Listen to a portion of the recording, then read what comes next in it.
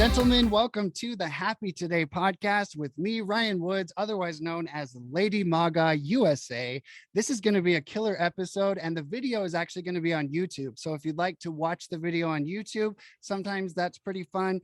And of course, if you're listening through the podcast, welcome. This is going to be a killer episode. We're going to be talking about the Mormons, and we're going to find out if the Mormons are these evil villains that they're portrayed as in the media, especially in Utah.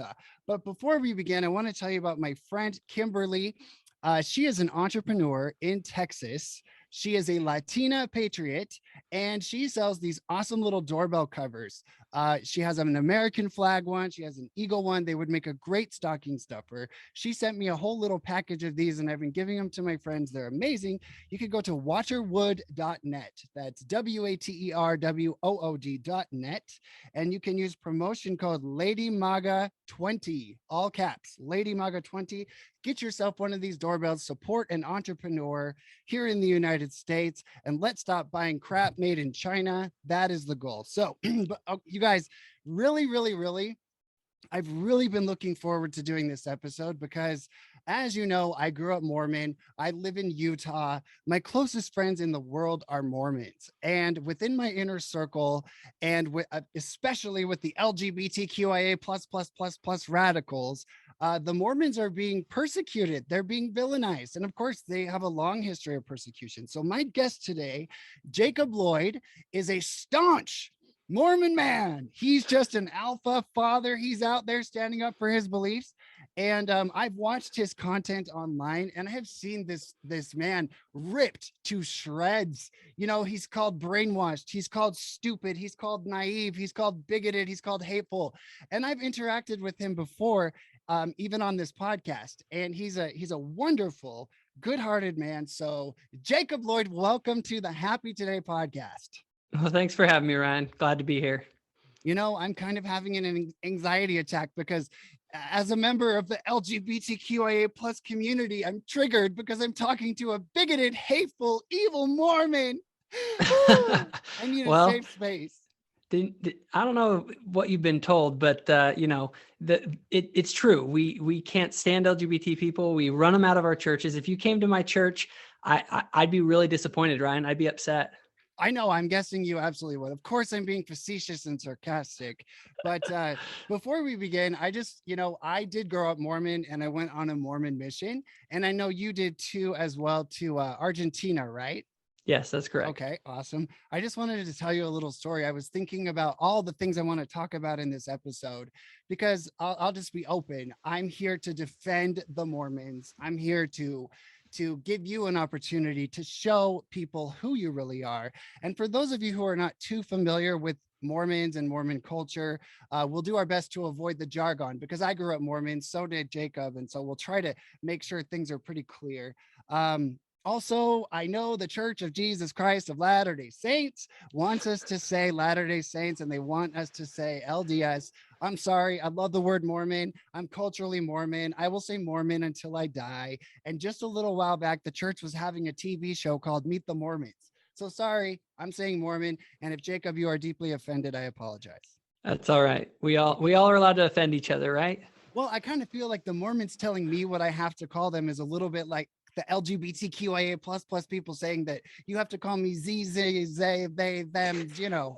What's funny is I find people who have want everyone to use everyone's appropriate pronouns, but they call us Mormons even when we tell them, well, actually, we'd like to be called Latter-day Saints. They're like, no.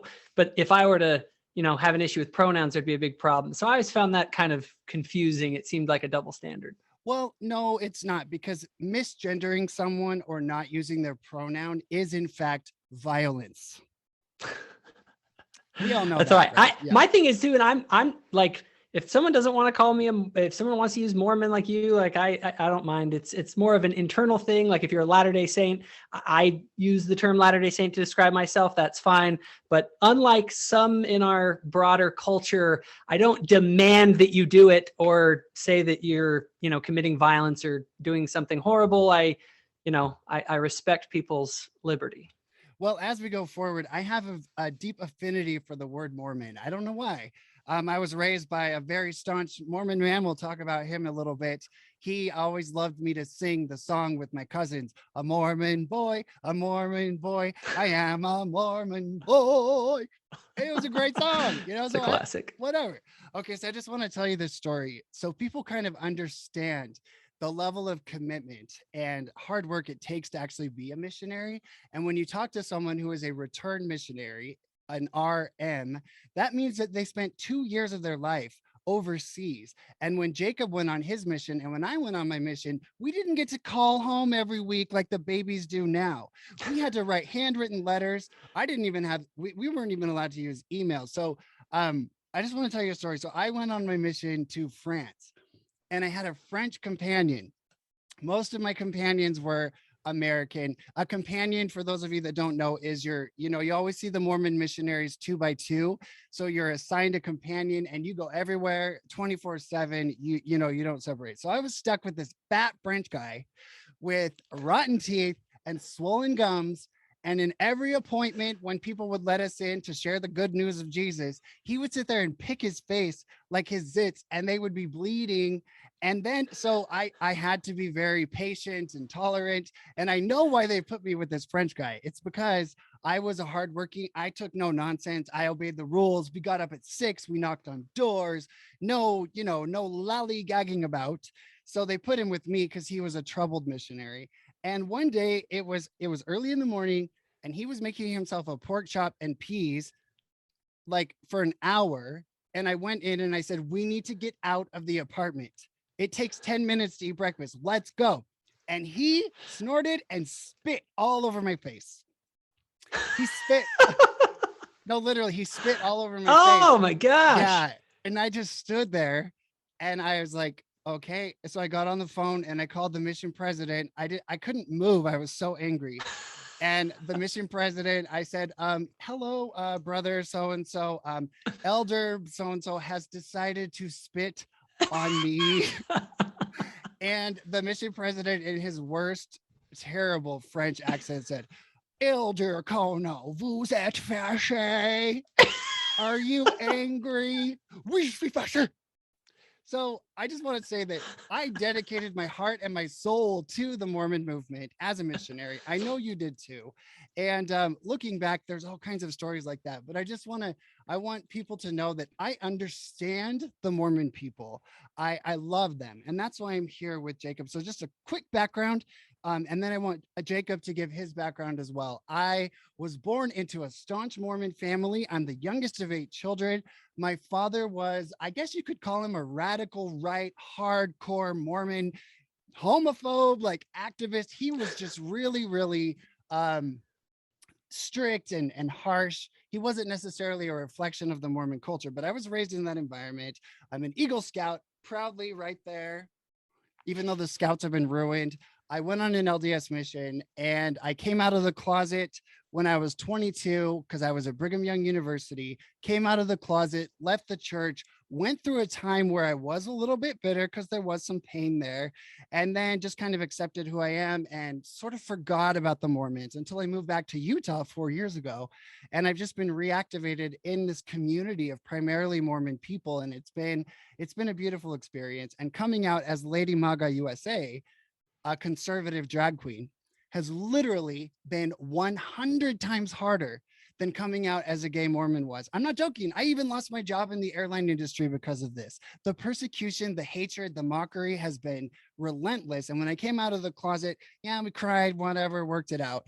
So I just want to say that the idea that the Mormon Church is bigoted and terrible, but the LGBTQIA++ community is loving and tolerant and welcoming is farcical. So Jacob, give us a little bit of your radical right-wing extremist Mormon background. Tell us all about it. So I think I have a pretty classic Mormon background, LDS background, when looked at on a whole in general with the members of the church. I grew up in a large family, lots of kids, all went to church. You know, people were going on missions, all that kind of stuff. When I turned 19, which was the age then, I went and I served. I went to Argentina. I came back. I went to BYU Provo. I went to BYU Hawaii, which is where I ended up graduating. I met my wife there. We got married, started having kids, moved to, Gilbert, Arizona, for a Married while. in the temple, that weird Mormon temple. Exactly. And I went through all of that kind of stuff. Good So for I you. went through all of the kind of classic Mormon things, but also, I didn't like grow up in Utah in a Mormon bubble. I grew up in Reno, and there it was I went to every kind of school that's out there. So I went to evangelical schools. So I got to know all about the Bible thumping evangelicals. I graduated from a Catholic high school. So I got to look at the world a little bit. And I, even when I was young, really got confronted with sort of anti-Mormonism from a pretty young age. So I think that actually helped me a lot, because it wasn't like the classic story is, people go through and kind of in a bubble and then they get off their mission and all of a sudden someone asks some questions that they haven't heard before and they have to like all of a sudden deal with it. Where for me, I was kind of like dealing with some of the challenges to Mormonism very early on. So you're telling me that you've actually had to question your beliefs, that you're not just a blind, stupid sheep following what you're told. You've actually wrestled with these issues. And that's why I wanted to talk to you, because you're not here to preach and convince. You really have a fascinating journey. So there's a few things I want to talk to you about. You are a married man, married in the Mormon temple. You're baptizing your kids. You're like this good LDS guy, and you have served in the bishopric of the Mormon Church. For those of you who don't know, like in the Mormon ward or congregation, so to speak, they have a bishopric, like the bishop and hold on, I got a call here. I'm not sure what happened there. Okay. They have a bishop who's in charge of the congregation and his counselors. And so you've been in there, and there's a lot of criticism coming out right now saying that an ecclesiastical leader like a Mormon bishop is not a trained psychologist. They don't have a degree in handling people's problems, that, in the past, the Mormon bishops did meet one-on-one with the youth, and they would talk about very sensitive things. I don't like that, but the church has remedied that. And now they have a parent present if a bishop's going to discuss, things of an intimate nature with someone who's young. So talk to me a little bit about your experience as a leader in the Mormon Church, and talk to me about your motivation behind doing that. Why? Why do you dedicate your time for free, working so hard? Tell me some of those experiences. So I think first and foremost, it's a chance to serve. And that is really what being a member of a bishopric, bishops have a very, very challenging job, right? They are ultimately the person who is in their little local congregation, which is a ward, which isn't something that people choose to be a part of. Remember, in a lot of churches, there's the idea where people, they choose which church they want to go to.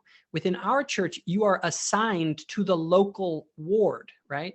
And that's a very different kind of thing. And so a bishop acts as this sort of head person over the well-being of the members of the ward. And that includes both spiritual and temporal well-being.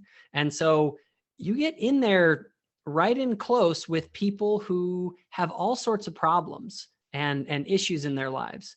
And one of the things that I think was interesting to me, because I know people that are therapists and that help in various ways, social workers, but there's always this professional distance with that sort of help from a quote unquote professional who's helping. Well, a social worker is paid to help. A psychiatrist or a psychologist is paid to help their client.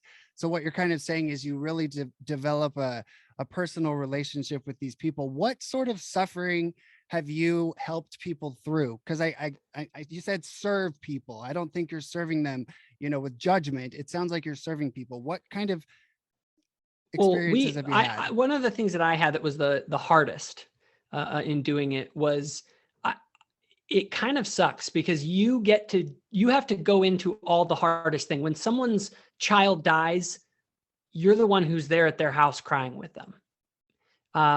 We had a situation where a dear sister, a wonderful woman in our ward, not that old, is diagnosed with cancer. She has kids. And literally, she's told she has very little time left. And, the bishop and specifically the bishop is the one who really takes the lead on this. As a counselor, I was just there to support him. But I watched as he went and ministered to this family and cried with them and prayed with them and was there to make sure that they didn't feel alone when literally the worst things happen. And most people, in your life, you might go through one, maybe two instances like that where there are these very serious life moments that you go through. A bishop will end up dealing with that sort of thing every month. Serious, heartbreaking trauma. And people are like, well, he's not a professional, Why don't you do that? And bishops are very good about knowing, kind of when they're beyond where their capability is. And they do refer out to professionals who specialize in particular things. But of course, as in all organizations, there are good bishops and there are bad bishops. Yeah, absolutely. I remember as a teenager, I had some leaders who really made me feel dirty and unworthy. And then I had other bishops. I'm thinking of a specific bishop. His name was Jack. He had tattoos, and he really impacted my life and made me realize that, you know what, you're doing your best. You're okay. You're such a good kid. I'm so proud of you. So bishops do have to deal with, and of course, when people go in to meet with these people, they really spill their heart.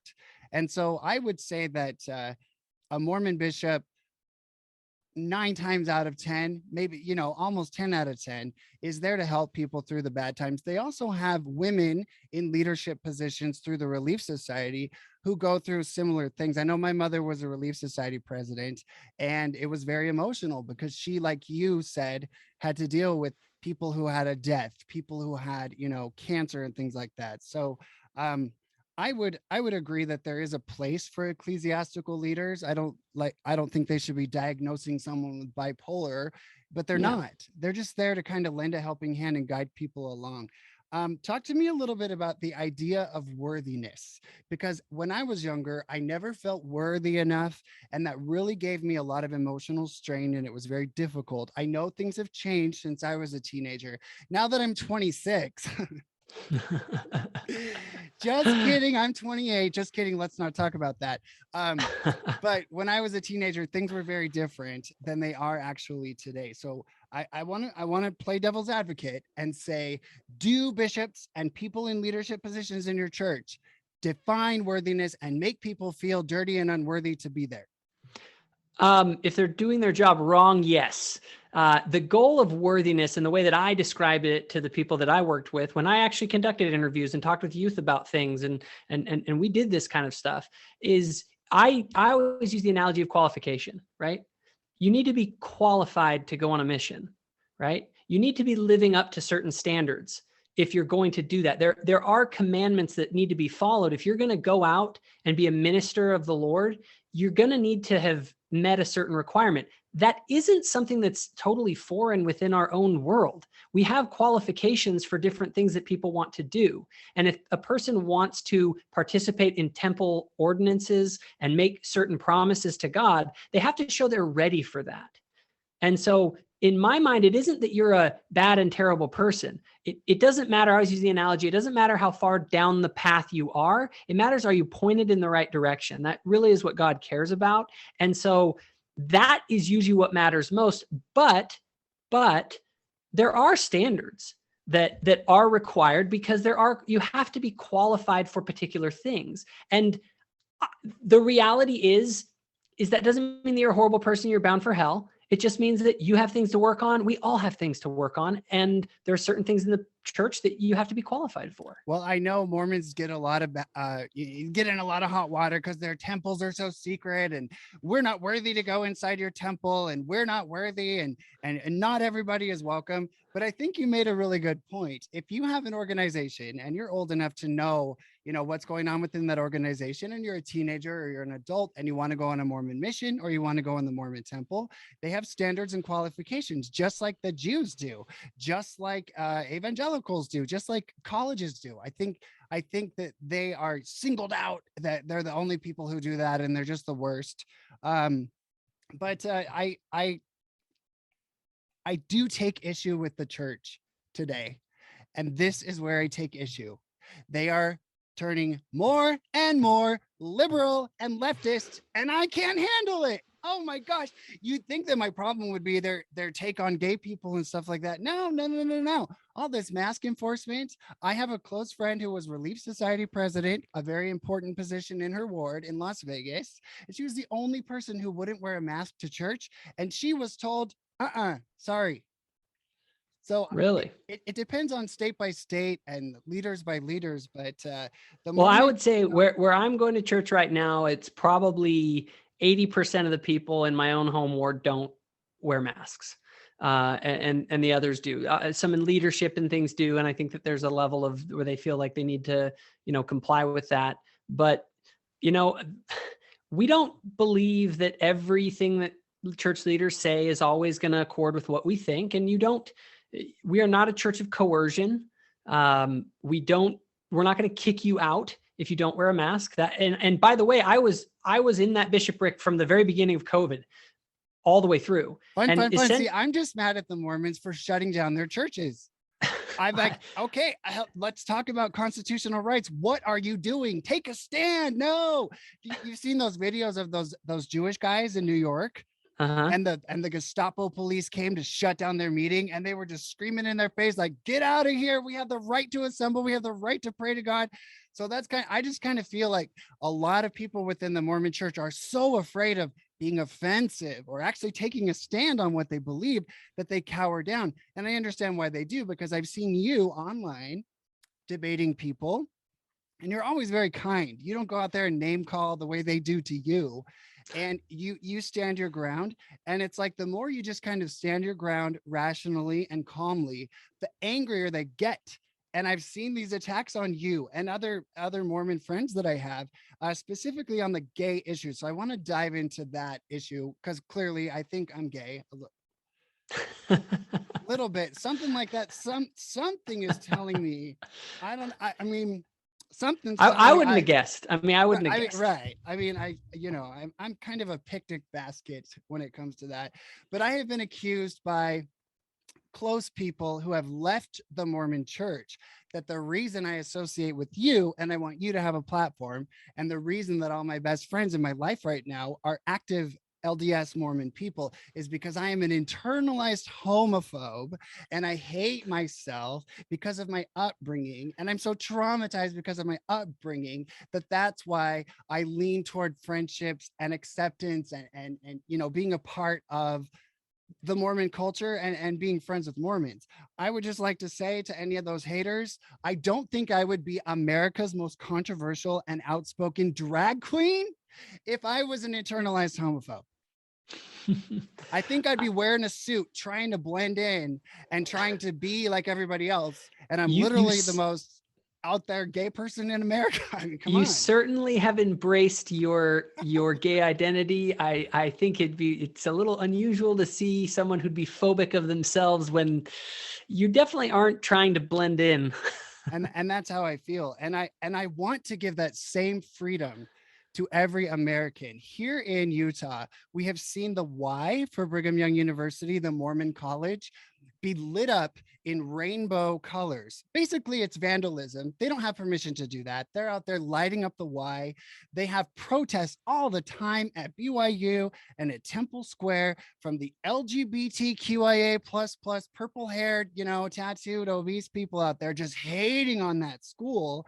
And the sad thing is, their leaders are people who grew up Mormon and can't leave the Mormon Church alone.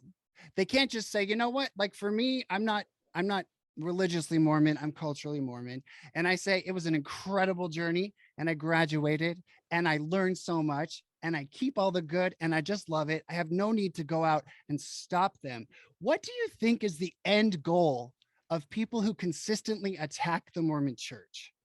So I think it depends on who. If they're within the Mormon Church, the critics within the church are progressives in the church, right? Progmos is kind of an internet term that we have for them. And there's so many of them. My sister, her neighbors, totally Mormon, Biden signs in their yard. Like, what? Really? Abortion?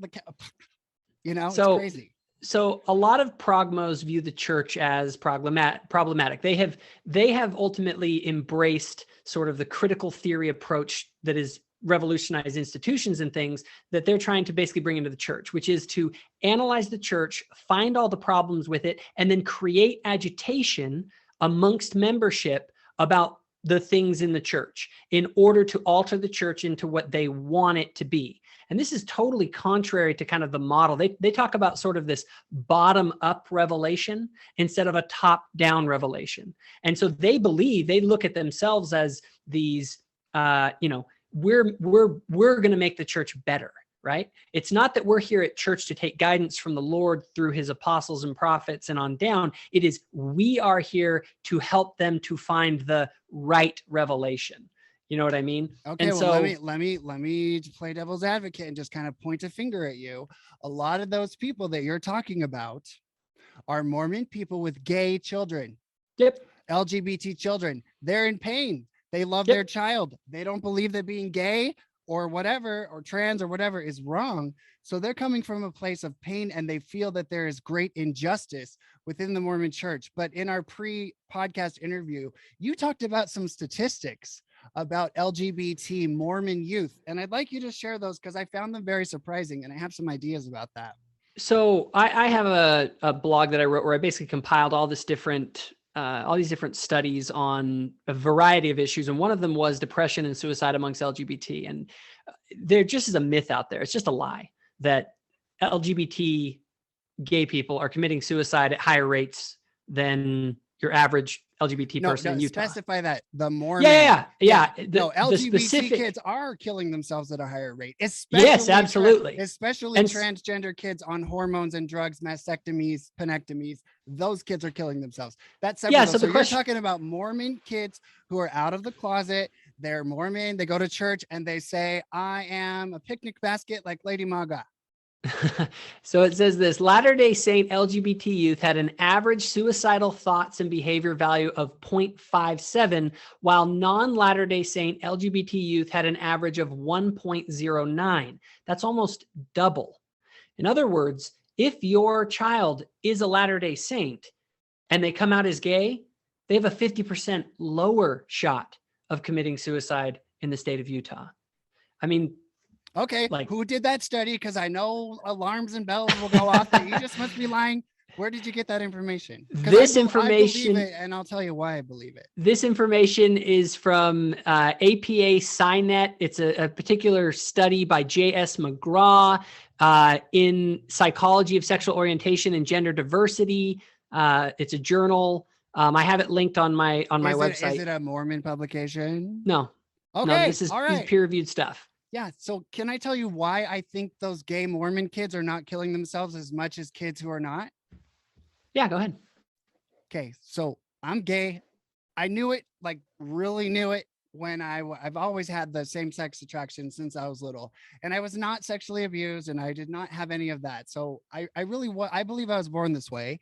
And it was around puberty, of course, that those feelings intensified, as they do for everybody. But I didn't have to focus on my sexuality. My sexuality was there, but it was the last thing on my mind. I was going to scouts. I was going to youth activities. I was going to summer camps with a bunch of other Mormons, entering dance competitions. I was in school plays. I was in student council. I was busy. And so I think that is why LDS LGBT kids, even if they're out, are not going to kill themselves as much, because their whole life doesn't resolve around sexuality. Well, and I have a little theory about it too. See,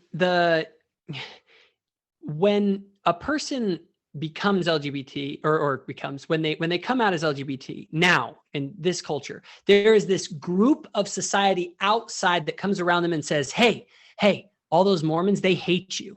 Your parents, they don't really love you because they won't give up their belief system. They think that you're dirty and ugly. It isn't the parents that are telling them that. It's the broader society that's saying, these people hate you. And what happens is all of a sudden, you want to make someone feel alone? Tell them that everyone who's been around them, that's been supporting them and loving them their entire life, that it's all a lie and that they actually hate you.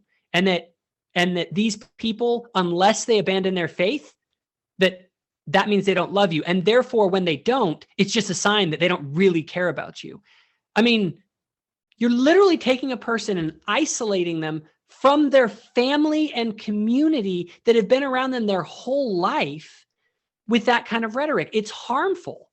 I have a very specific story. I won't say the lady's name. So one of the most important accomplishments, I guess you could say, as Lady MAGA USA, is I represent that you could be conservative and you could be who you need to be. You could be yourself.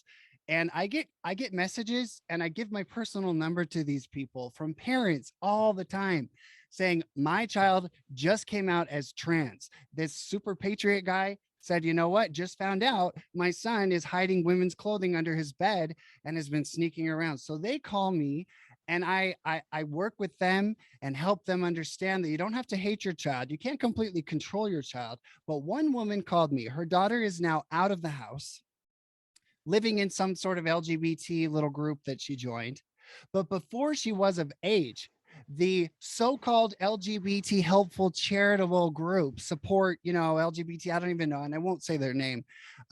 They actually organized for her daughter to leave the house and report the mother to social workers because she would not confirm her daughter's transgender new male identity. They were actually trying to remove that teenager from that house. So you made a really good point.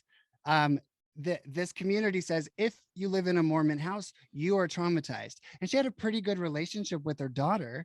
But the brainwashing from so-called psychologists and all these people telling her, your mother, your father, Mormonism, we have to get you out of there, you're being abused. And they actually tried to remove, she got calls from social workers simply because she said, honey, I'm not going to embrace your new identity, and you're not taking hormones, and you're not having surgeries until you're of age. The sad irony is her daughter now is on hormones, living the transgender life, and repeatedly cuts herself and has been hospitalized for suicide. So we have to ask, is her daughter so much better off and so much happier now that she fully embraced this radical new way of life, cutting off her own family? It's very traumatizing. So yeah, the kids in the Mormon culture, we love you. Like the majority of Mormons I know who have gay family, and all of my friends, literally my best friends right now, they're all Mormon. They don't care that they're gay. They want them to be safe. They want them not to be sexually promiscuous. They want them to stay away from porn. They want them to stay away from pot and alcohol and drugs, and then kind of figure it out later on. So I just don't see the harm in telling your gay child that, sexuality is not your preference. Well, now here's a tough question. What about dating? What if you're a Mormon and you have a gay sign? Is it unfair to say, no, you can't go to prom with a boy? That seems kind of harsh. Or, I mean, talk to me about that. I'm trying to probe a little bit here. Well, no, that is a hard question, but the problem with that from an LDS perspective is that relationship can only lead to problems in our kind of take on things. It's not going to lead you somewhere better. Now, with that in mind, people have different feelings on that, but the reason for dating within an LDS concept is to prepare for marriage. That's why we do it, right? It's not just for social stuff. It's a preparatory behavior that we're doing to get ready to marry. And so if you're engaging in a dating activity that in no way is even, that inherently is not designed to be able to end in marriage, then all it is doing is putting you at risk for getting into trouble, which dating already does in a heterosexual context. You know that, like as a teenager, I would just go on dates with girls, and my crushes were not on girls, and I'd go on the dates. So that is a sensitive topic. I kind of feel like the fair approach would be to, we don't necessarily agree with your decision, but as long as you remain sexually pure, so to speak, and you're not engaged in sexual activities, that's the primary focus for now. And we're going to apply the same standard to you. And I would think that if you got a gay kid and you're a Mormon and they want to go on a date or something like that, it is a tricky one. You're gonna find a lot of people with different opinions. I think that's one that is it's a whole topic in and of itself that has a lot of back and forth on it. But that in and of itself, if you're raised in a strict religious environment, the gay kids are not the only ones. You got the evangelical people. Let's talk a little bit about Islam. You know, the same people attacking the Mormon Church every day. By the way, the Salt Lake City Tribune, every tweet Deseret News, every tweet is one thing after another. The Mormons did this. The Mormon people support radical ideology of Trumpism. The last one I saw was the Mormon Church denies electroshock therapy in the 70s. I said, do you guys not have time to cover real news? If this is not happening now, and even if it did happen in the past, why is this news? Because they have a clear agenda of villainizing the Mormon Church. Not one word about Islam. Not one word about the oppression of gays in Islamic countries. Not one word about the oppression of women within Islamic culture. They're just total and complete hypocrites going after the Mormons. And I feel like you and I both have a lot of close people who have left the Mormon Church, who, in my opinion, should not be attacking and insulting people like you and the Mormon Church. They should be thanking the stars above that they were raised Mormon. That's the conclusion I've come to. Why do I speak French? Why do I speak Spanish? Why do I have an intrepid spirit? I could talk to anybody. I can get through difficult things. I'm a freaking Eagle Scout. And I believe in something bigger than government and identity politics. That's because I was raised Mormon. And a lot of my friends who've left, why do they have a huge, big, beautiful family? Why don't they drink alcohol? Why don't they smoke? Why have they avoided drugs? Why do they have this clean, awesome, monogamous marriage that they're enjoying? Because you were raised Mormon and you followed those principles, you found your spouse, and then you leave and point your finger and say, it's all garbage, it's all brainwashing, it's all so evil. Have you noticed that kind of a pattern that people can't just be grateful? They have to attack it? I don't get it. Yeah, I mean, there's a big difference between, there's two questions, right? There's one is the church true, right? And there's, and I'm very sympathetic to those who have genuine, I don't believe this, right? That's fine. It's a tough thing to believe. Joseph Smith famously said, look, if I hadn't experienced what I had experienced, I wouldn't have believed it myself. So that's fine. But there's another question. And the other question is the church, not is it true, but is it good, right? Because there's a lot of different institutions out there in worldviews. It's bad, it's homophobic, it's traumatizing, it's discriminatory, it's bigoted, it oppresses women, it's evil. Exactly. Right? And That's so the nice thing about this claim is we can actually study it. And quite, it's very demonstrable. We can take a look at social indicators of things like health, social conditions, giving, education levels, income levels, all kind of social that we look at when we look at the society to study thriving. And the reality is, and I have this on my website, it's thoughtful-faith.com. If you want to look at this. The word thoughtful faith.com.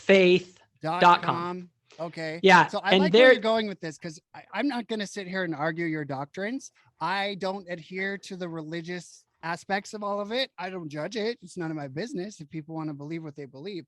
But I do argue that the culture and the fruit of the Mormon Church is phenomenal. Even Dennis Prager, when he was here in Utah, he got up and he spent the whole first part of his speech praising the Mormons, praising their culture, praising their entrepreneurship, their talents. He said they're great people. So let's talk about now from here to the end, is the Mormon Church good? We don't care if it's true. We care if it is good because it is being labeled as bad and predatory.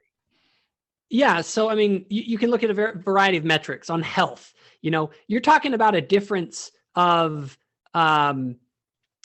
like 6 to 8 year difference in lifespan between LDS and the general population. Okay. That's a big difference in lifespan. And when you account just for the smoking aspect of it, because they're kind of like, oh, well, they don't smoke, and that's basically accounts for it. No, that actually only accounts for like 1.5 years of it. It's really fascinating. The health data, when you look at it, there's all sorts of things. Just in the pandemic, there's an article in the American Affairs Journal that says Utah's success shows up in health data. They're speaking about the pandemic. Utah's cumulative fatality rate arguably is the most important measure of pandemic success, was 0.063% compared to the national rate of 2.87%. Oh, wow. And ranks amongst the lowest in the nation. In other words, the people there are healthier, right? When you go to community and social relations. So it's like a known thing. The University of Pennsylvania had on, I love what they said. It's actually, well, first the two data. Number one, LDS people give just as much to charity outside the church as your average American, on top of giving 10% to their church. The same thing with the time donation. They found that not Utahns, but Latter-day Saints specifically give as much time as all other Americans. And then on top of that, like double what they're then giving to their church and within their church community. Yeah, right? Just so listeners who are not too familiar, the Mormon Church does recommend that you pay 10% of your income to the church. And what do they do with that income? Let me tell you, I have a very, very close friend who hit hard times, terrible medical issues. Everything was bad. Guess who pays their house payment right now? Guess who helped them through that time financially? The Mormon Church. Why? Because they had paid 10% of their income into the pot. So the Mormon Church actually has an incredible self-sustaining welfare system that keeps people off of government aid. So again, true, maybe not. Good, of course it's good. What other organizations have their own private welfare system that helps? And I have another friend, won't say her name. She is totally not in the church. She never was baptized, but she also is receiving some financial aid and help from the bishop in her area. So it's like, stop villainizing these people. Oh my gosh. Yeah, I mean, one of the most incredible things I've ever been a part of is what's called a ward council. A ward council are the leaders of the ward. It's the leaders of the different organization within a given congregation. This is the bishop. This is the Relief Society president who's over the women, the Elders Quorum president who's over the men, the primary president who's over the children. And they all get together, and literally you have this group of people. They get together every other week. They sit down for an hour. What they do, they just sit there and they talk about individual people and say, hey, what can we do to help them? You know, this person seems to be having a hard time. These people, you know, they just had a baby. Let's organize some meals for them. Or they just lost a family member. You know, we're going to do this or that to help them. You know, we bought a car for a lady when I was in the bishopric. I mean, we just kind of went out to the members of the ward that we knew had more means. And we said, hey, we'd like to raise some funds for this woman who needs some help. And we just got it together and we got it done. It wasn't the government that was doing this. It was essentially a group of neighbors, because we believe in Jesus Christ, because we believe in serving. We get together, we have these congregations, and we love and we serve and we build the kingdom of God. That's what we do. Oh my gosh, this just sounds like hate speech. It sounds dangerous. Your rhetoric is so right wing and so scary. I mean, oh my gosh, helping people, getting a lady a car. Now, I'm sure your ward would not help a homosexual man, right? If he hit hard times. There actually was a homosexual member of our congregation who we did serve and help immensely. And so, and I can't go into all the details just for confidentiality reasons. Yeah.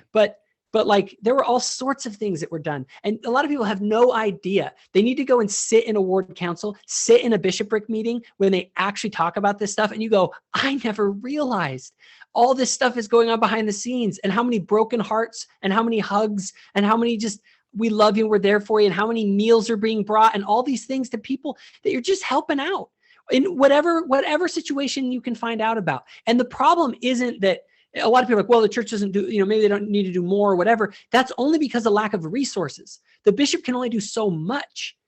And that's why when you have a ward, that's something, wards can be different. If you have a ward with a lot of good active members where people are taking it seriously and doing what they're supposed to, it's amazing how much people can do. And I'm always like, imagine if we had this in America. Imagine if every neighborhood in America had a group of people that were getting together every single week and we're saying, how can we help the people in our neighborhood? That's essentially what the church is doing.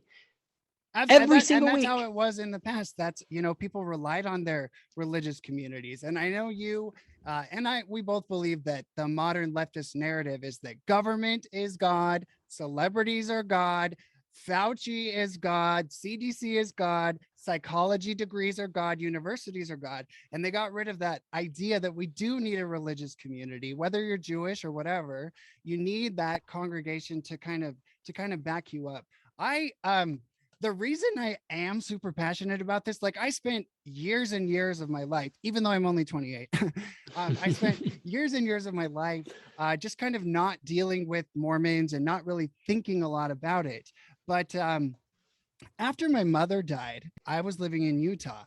And as soon as these Mormon patriots, because I'm very involved in the patriot community in Utah, as soon as they found out my mother died, I'm not joking, it's like I had 10 new mothers Boom. You call me, you come to my home, you are my son, we love you. Food on my porch, come over anytime. I'm invited to their home for Thanksgiving. And we're talking Lady Maga. Okay, that's how they met me. And they've even come and helped me film videos. They've done photo shoots. The one lady I'm specifically talking about, again, I don't want to say people's names, but she is this phenomenal Mormon woman who embraced me basically as her son. And she has a framed picture of her daughter dressed as Princess Liberty with Lady Maga on their family wall. Okay, so these are not the bigoted, evil people that the haters want you to believe. Let me tell you right now, because I was fired from Delta Airlines, I'm cleaning houses to make ends meet. 2 days ago, I got a new client. She's a patriot, and she welcomed me into her home. She said, you know, I'm going to pay you generously. I need help. She's very involved in doing stuff. So while I'm scrubbing the toilet, she's on the phone trying to keep gay LGBT pornography out of Utah schools. It's a thing, by the way. Everybody who says, oh, you're so internalized homophobe. No, this is not about homosexuality. This is about a predatory movement that is getting more and more out of control. So anyway, this lady at the very end, she said, I want you to know that I believe God told me to contact you. God wanted you in my home. I want to be a part of your life. And if you need somewhere to go, or you're sick, or you just want to come over here and watch movies and have dinner with us, we love you. This is a Mormon woman.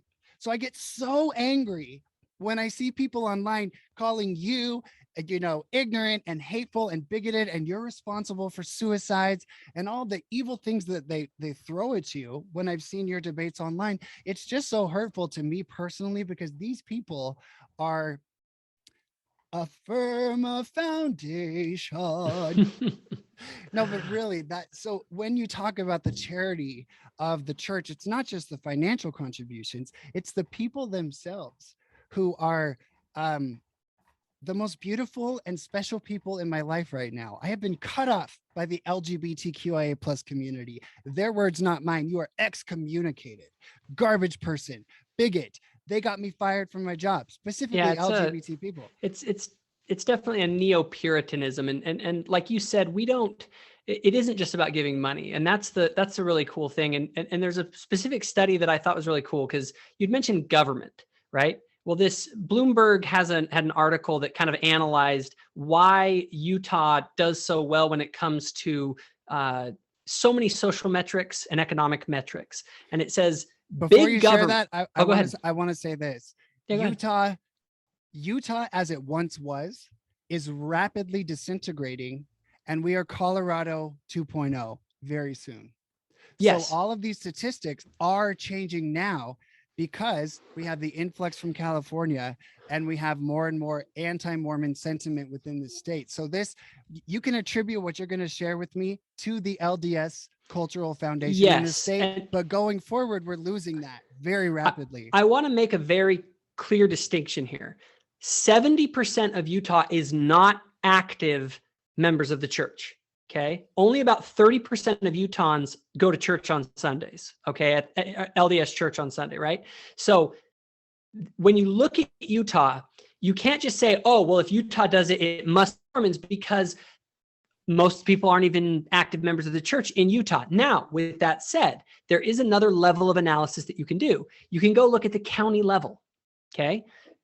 Because what happens is, like, if you look at Utah County versus Salt Lake County, that's a better comparison, right? Because you know that the higher what you look at is, does the correlation with Utah continue at the county level? Because if it doesn't, then that's a Utah thing, not necessarily a Mormon thing, right?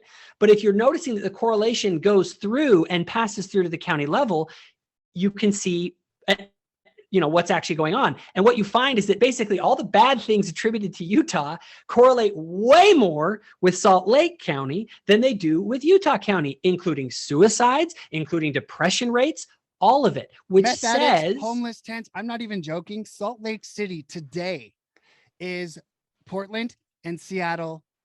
That's how it feels. Homeless people wandering around, tents, graffiti, meth heads, car break-ins. I mean, it's disgusting down there. It's a nightmare. And that is the one area that is completely Democrat with Aaron Mendenhall, our little communist comrade who's in charge of Salt Lake City. That's and where Black Lives Matter burned police cars and graffitied the there is entire state capitol. There is a movement that people think that government is the solution here. That's not been Utah's way, and the data shows it. Bloomberg talks about, it says big government does not appear to have been key to Utah's income mobility. Utah has the highest income mobility in the country. Okay. And everyone's like, what's going on here? And it says from 1977 to 2005, when Chetty's data were all growing up, the Rockefeller Institute ranks it near the bottom of state fiscal capacity. In other words, Utah wasn't spending a bunch of money. It says the state has not been investing all this money in fighting poverty or investing in tons of money in their schools. Utah is dead last in per pupil education spending when they wrote this article. Okay. And this should give, and it says, this should give at least a little bit of pause to those who view educational programs as the natural path to economic mobility. It isn't because they're giving their schools tons of economic mobility, because the social fabric of Utah is so strong.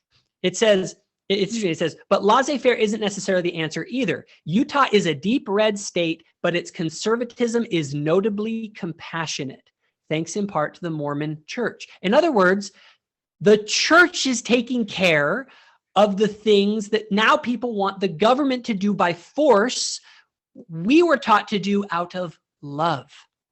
And there's a big difference when you have people that are saying, we need to take money from these people to fund these programs, versus when you have a group of people say, let's get together. We love our neighbors. Let's see how we can help them on an individual level, not through massive federal programs, but through who can I help in my own neighborhood?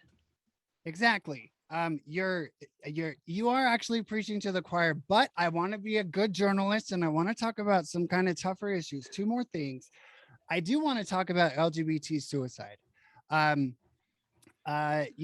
They're on the counter side of everything you've shared. Other people will bombard you with statistics that say Utah teens, Mormon teens, LGBT youth, suicide is a huge problem. And I'm open about it. You know, many years ago, I struggled with suicide attempts, ended up in the hospital. The people who hate the Mormon Church blame the Mormon Church for that, when I blame, mental illness and struggles that I hadn't properly dealt with. But if you have, so here's the hard part. You're a good Mormon dad and mom, and you got a kid who says, I'm gay, I'm lesbian, all of this stuff. What's the best way to keep them out of trouble, keep them close, and yet adhere to your moral beliefs? I think that's where a lot of people come at us and say, these young gay kids can't be who they are. And it's because of you and the patriarchy within the Mormon Church and the standards that the Mormon Church put forward. That's why they're suffering. But as you demonstrated earlier, it sounds like they're suffering less than LGBT kids who are fully embracing Teen Cosmo, teaching them how to have anal activities. Yeah, I would recommend they go talk to Michael Staley, who works at the Utah office of the medical examiner. He's gay. He's not a member of the church himself. And this is what he said. He said, despite the general perception that many of Utah's youth suicides arise from intolerance toward LGBT people promulgated through the teachings of the Church of Jesus Christ of Latter-day Saints, the state suicide prevention research coordinator says that may not be the case. He says there is no data to show that, period. And this man he's a homosexual picnic basket like me. He's a homosexual who's not a member of the Mormon Church, who works in the Utah's office of the medical examiner. And he is the first person you'd ask this question to. You want to know why? Because he's the one who's in charge of the state's efforts to collect that very data. He's the guy actually counting who's committing suicide and trying to figure out why. And he's the guy who's saying, it's not the case, everybody. And now what's funny is they recently have begun to study this in more detail, and they're just finding that it's not true. So if you actually want to dig into the suicide data in the state of Utah, as it relates to Latter-day Saints, you're not going to find what you think you're going to find. And it makes sense. Okay. Let's just stop for a second. I like your Trump hands. Fantastic. Very bad. 1985, okay, was the church's rhetoric more or less harsh, like compared to today? Were they more harsh when it came to gays? Way more. Go read what they wrote. Go read The Miracle Yeah. of Forgiveness. Go read the talks at BYU in the 1960s. Now, here's a question. If the rhetoric was harsher, we would expect a higher level of suicide in the 80s. But what we find is actually the opposite. We find that suicide rates are going up higher as rhetoric has gotten softer. Now, I'm not saying that the softer rhetoric is causing it.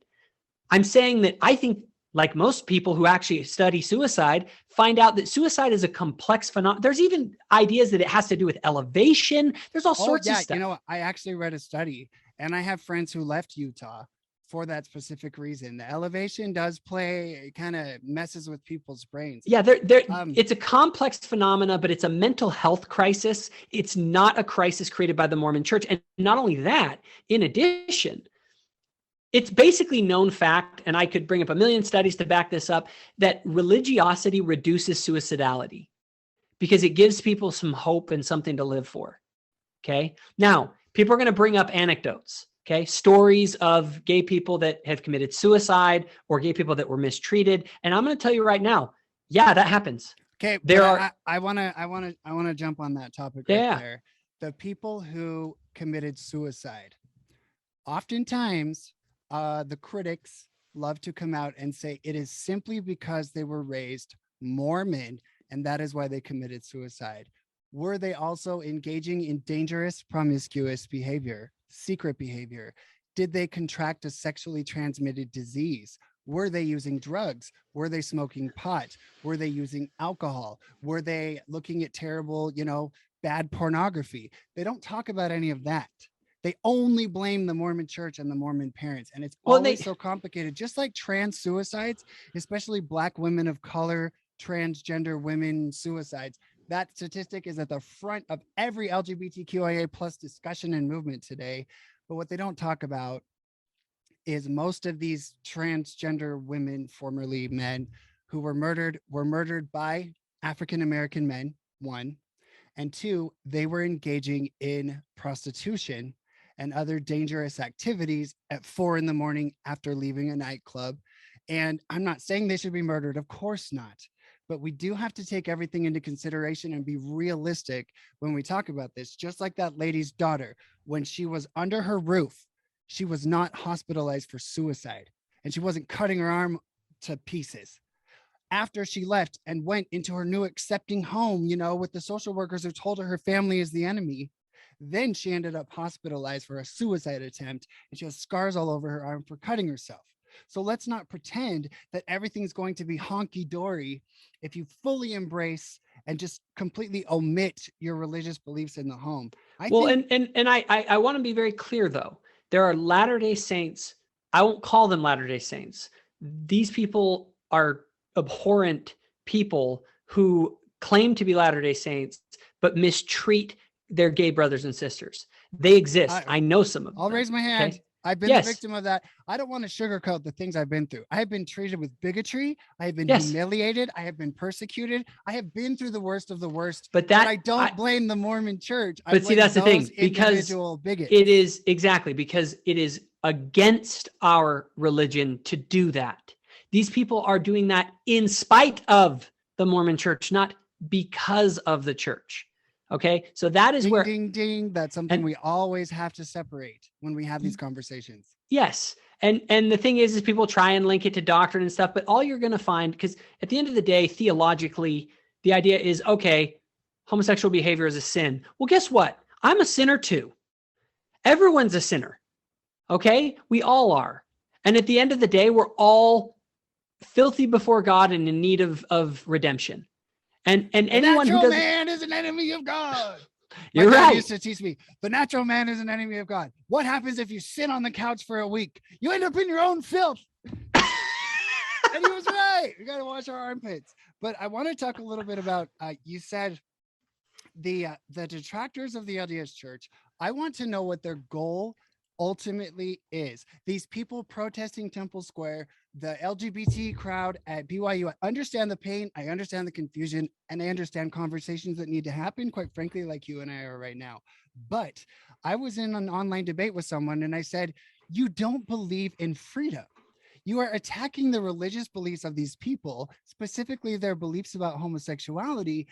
And what is your ultimate goal? To make it illegal for this church to preach what they want to preach, to have their own set of rules, to raise their children in a religious environment? What is your ultimate goal? If your ultimate goal is to shut them down and make it illegal for their church to say marriage is between a man and a woman, you don't believe in freedom. And this was a conservative I was debating who just hates the Mormon Church, saying blah, this, all this stuff. And I was like, what is your ultimate goal? Do you want it to be illegal? And if you want to do that with the Mormon Church, get online and go after the Muslims and go after the Jews and go after the Buddhists and every other church that has beliefs that you think are crazy and harmful. So that's my take as Lady MAGA USA. You know what, Jacob, your personal spiritual journey as a good Mormon guy, I don't understand why it's my business. The only thing I ask of you is open support of my secular freedoms. My right to be gay, my right to be in a same-sex relationship, my right to be a drag queen, secular freedoms. And as long as you clearly and openly say that's what you believe, and not all religious conservatives believe that.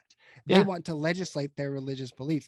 But as long as somebody says, you know what, these are my beliefs. I believe man and a woman for marriage. I believe homosexuality is the same, blah, blah, blah. But I support your secular. That's all I need. I don't need everybody to bow down to my worldview. And frankly, if you're a parent and you're a vegetarian parent, you have the right to say, in our house, we don't eat meat. Yeah. There is such a thing as parental authority. And if you're raised in a strict house and you're not being whipped and beaten and tortured, you're going to get through it. Because eventually you'll be an adult. Those years go by very quickly. And if you got a 9, 10, 11, 12, 13, 14-year-old who's talking about their sexuality and coming out as gay, I think it's it's just irrelevant at that point. That is not the focus. If they are 16, 15, 16, 17, then you do have to deal with it and talk about it. But like you said, so when I was a teenager, just a few years back, the little pamphlet that I had from the Mormon Church said, homosexuality is an abomination before God. And when I read that, and I had these feelings that I thought were going to go away, that's one of the reasons I was such a good missionary. I just thought it would all go away. I read that, it scared me, and it was hard. Now the pamphlet says, if you struggle with same-sex attraction, talk to your bishop. Meaning, this is a struggle you can talk about. There are people who you can open up to and talk about this with, and 9 out of 10 Mormon bishops are going to be very loving and very gentle and very patient, and they're counselors. Because you were telling me you were like a youth leader, and like what, half of the kids are suddenly LGBTQIA, non-binary, genderqueer, gender fluid, they, them. Yeah, right? I mean, it's a surprising percentage when you get into it, how many deal with these kind of issues. Did you just slap those kids and kick them out? No, the first thing you do is you tell them that you love them and that they're good kids and that they don't control these sorts of feelings. We can only control our behaviors. And ultimately, as a teenager, you're not supposed to be engaging in sexual activity. So that's how I look at it. And you're more than your sexuality, buddy. You are bright. You're a brother. You're a sister. You're a cheerleader. You're a football player. And your sexuality is still developing. You're a half-baked cake. You still have to go through all of puberty, because the reality is that sexual development is something that does fall along a spectrum for a lot of people. And people have a variety of different attractions. And you don't know where that's all going to ultimately play out in the end based on the experiences that you're going to have during your teenage years while your sexuality is forming. And it may be that at the end of all of this, you are just 100% gay or 100% lesbian. Basket, honey. Picnic basket. That's exactly. We got to wrap this up. I'd love to talk to you another time because we do have more to cover. But I just want to point out the contrast between what is truly predatory and what is simply religious dogma, whatever you want to call it. What is predatory is the mainstream LGBTQIA plus movement. That means the Pride Center in every state. That means GLAAD. That means the Human Rights Campaign, all of them. The entire narrative right now is about transgenderism, specifically transgender youth and children. Why is this predatory? Because a 12-year-old girl who doesn't want to wear makeup and wants to play football, or a 13-year-old boy who wants to paint his nails and put on some makeup, they are simply a girl or they are a boy who enjoy activities that normally culturally are for the opposite gender. They are being predatorily sought out and told that they are transgender. And psychology today and the psychological boards that govern what is normal, what is acceptable, are pushing for affirmative only therapy. So that means a 9-year-old comes into a psychologist's office and says, I'm a girl, I like pink. The psychologist today is actually being legally mandated to provide affirmative therapy, meaning you can't say, well, you have a penis and biologically you're a boy. You like makeup? That's pretty cool. What kind of makeup do you like? And help them through that. No, they are pushing the transgender narrative on innocent kids. And of course, that leads to hormone injections, that leads to mastectomies and other traumatizing procedures. And that's why they're killing themselves. So who is predatory? The Mormons or the modern LGBTQIA plus movement? Yeah, it seems obvious. And to you, I mean, when you were a kid, I'd imagine like a lot of kids that are gay, you end up taking interest in normally feminine things. And if you do, then people would say, well, then you're a woman. But Ryan, you like to dress up and do drag. Are you a woman? No, I'm so grateful to God, literally to the Lord, that I was born at a time when the transgender narrative and militant pushing of that was not a thing. Because I would have been one of those kids, Jacob. I would have been one of those kids today. If they caught me in my sister's cheer uniforms, oh boy, if they caught me playing Barbie with my cousins, oh boy, you're a girl. The school's going to affirm it. We're going to push it. We're going to get you on puberty blockers. And so we'll stunt your growth and you'll have a 9-year-old penis when you're 17. No one ever talks about that. They don't talk about the irreversible effects of these hormones. I could have been one of these kids. And that's when all these parents call me and they want to talk about this issue. I say, listen, you got 2 goals. Keep them sexually safe. Try and discourage them from going out and being sexually active, period. And keep them away from hormones, drugs, and surgeries. Wearing a dress, who cares? Being a tomboy, cut your hair short, get your little purple hair, maybe some gauges, whatever these people are doing. That is harmless, but that is not what is being pushed by the LGBTQIA agenda. I heard an interesting thing from a parent, and I don't want to necessarily say that I totally endorse it, but I don't totally like step away from it either.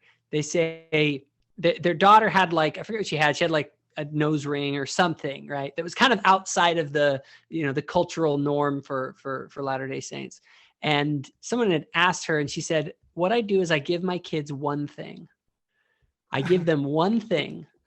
And she said, and the parent basically said that when I give them that one thing, it's kind of like they don't ask for more because I already gave them that one thing. It's like, is this that one thing that we're going to let you do? Like, your daughter wants to wear a bikini and it's like, oh, all right, this will be your one thing. We'll kind of like make an exception here. And again, I'm not necessarily endorsing that you should be like, oh, it's okay. But there is something to be said for, if your kid is in that kind of a situation and you're dealing with total rebellion where they can go totally off the deep end, them do something like get the purple hair with the what, it's like, all right, fine, but make it the one thing, not the whole thing. Well, there's also the idea that if I'm the LGBTQ activist, who am I to tell you how to parent your children within the privacy of your own home and your religion? Yeah. It's the idea that the government and the activists and the mob get to decide what happens with your family. We saw that in Virginia. The government, the school board guy said parents should not be telling educators what to do. And that's what these LGBT, we know better than you. Your children do not belong to you. You do not know what is best for your child. We do, and schools do. And do you know what social emotional learning is? Oh, we can't get started on this, but do you know what that is? It's like critical race theory and social emotional learning. The same people pushing social emotional learning are against Mormon bishops counseling people, but they are counseling children without proper credentials about pronouns, gender identity, and sexuality within the school system. So you want to talk about true predatory behavior. The lady whose house I cleaned yesterday, I see her again tomorrow. What is she fighting right now? She is fighting explicit pornographic images from being shared in Utah's schools that specifically pertain to anal activities. I try to keep my podcast clean, but you know exactly what I'm talking about. Teaching and showing images of this stuff. So I'm sorry, the Mormons, don't drink, don't smoke, go to church, go to youth camp, don't dress like a slut, get out there and be your best. I just don't see the huge issue. And I'm not an internalized homophobe because I spend my time calling out where the real predatory behavior actually is. So well, the data is on your side, Ryan. At the end of the day, they have better Latter-day Saints across the board. And believe me, we're not perfect. We all struggle. We're trying to do our best. But as a movement, if you just look at this as a social movement, you end up with tighter knit families, you end up with cleaner, safer communities, you end up with more giving and sharing, you end up with stronger social ties, you end up better financial stability, you end up with better levels of education. I mean, across the board. And then when you study just overall well-being, the Latter-day Saints, according to Pew Research and all this other stuff that I have, we come out on top. All right, we tied with the Jews. Okay, I'll give it to the Jews. Bibbidi bobbidi boo. We have the answer, ladies and gentlemen. The Mormon Church is good. I don't care if you think it's true. I really don't. We know that it is good. Someone like me, I would have to be a stupid, total R word to think that I shouldn't be grateful that I was raised within the Mormon culture, within the Mormon Church. Did I have my issues? Yes. But overall, anyone who leaves the Mormon Church or graduates, as I like to call it, graduated, who attacks the church and claims that they are not the person they are today, so much good within them is because they were raised Mormon. They are ingrates, they are obnoxious, and they are blind. And that's all I have to say. So, Jacob, you have www.thoughtful-faith.com. And you also have a blog. So thoughtful-faith.com is kind of where you present your views, your radical, right-wing, extremist, bigoted, horrible views. And that's more my religious, bigoted, horrible views. Bigoted, horrible. Yes. And then of course you have Southpaw blog. That's the word South. The Southpaw. Oh, the Southpaw blog.com.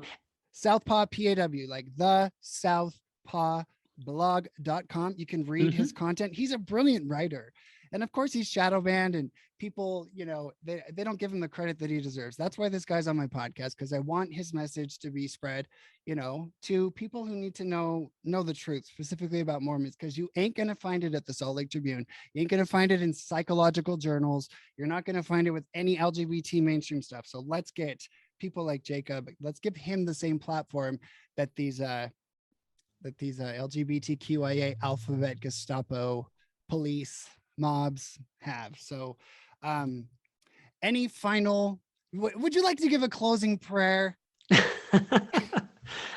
Not a closing prayer, but maybe just a closing statement. My thing is I think a lot of people they have personal problems that they've had with the church or with people within the church. They're hurt. And that's why they lash out and say that the church is bad. It has more to do with personal experience because the data just doesn't show what they think it shows. And to those people, like, I'm sorry. I mourn with you with the pain and the struggles you've gone through. I just want to redirect you away from, I want you to recognize that what you experienced was a failure of someone to live up to the standards of the gospel of Jesus Christ. That's the case with me and my dad. He was not good at it. He was not a good, loving Mormon dad. He was really mean and stuff. So I agree with you. Yeah. And if people can just recognize that, I think that we can all get along so much better, because ultimately that's what, we all want to have a cohesive society. So we have to learn to live with one another. And if you've been blinded by thinking that this is some evil organization, it's just going to cause angst with you, your family, and your community, especially if you live in Utah. Well, I just would like to say that if the majority of heterosexual American men lived the way you do, we would essentially live in a utopian society. And I'm not joking. No, I'm not joking. If You might people need to live- get to know me a little better, Ryan. No, I mean, no, don't use me I'm just saying, specifically. in general, you're hardworking. You're an amazing father. You're a dedicated husband. You're a man of faith. You're kind, and you're on the freaking podcast with Lady MAGA USA of all people right now. So that's true tolerance. That's true diversity. I would like to bear my testimony. I know this church is good. Nice. Love it. Okay, so for those of you who appreciate this content, if you watch this video on YouTube, please share it. You know, just like it, share it, get it out there. And for those of you who believe that conversations like this are not out there, they're far and few between. If you believe this work is important, please visit ladymagausa.com. Go to donate and sign up through the little PayPal thingy for $1 a month or $5 a month or $5,000 a month. I mean, whatever you can give. And that will enable me to continue to dedicate my time and energy to sharing these messages. So once again, Jacob, go forth, put your shoulder to the wheel and push along. And I will put my shoulder to the weave and push along myself. All right. God bless you. And thank you so much. Thanks, Ryan. Take care. All right.